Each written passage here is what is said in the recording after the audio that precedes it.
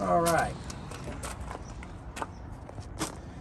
So where to start? So that is the injection pump that we were talking about. And if you look back in here,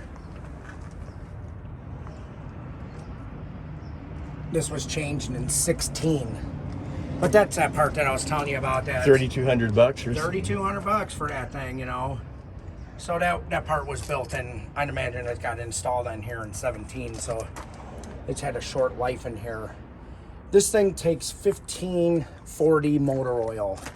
1540. Okay. Rotella or Dello are very good brands. All right.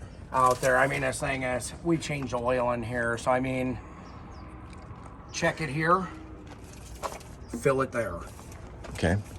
That's all that is. So we're checking it and filling it here. Transmission. This is Dextron Mercron 3. Regular tranny fluid in here. Okay. I'm going to check this right now just to tell Dextron. you.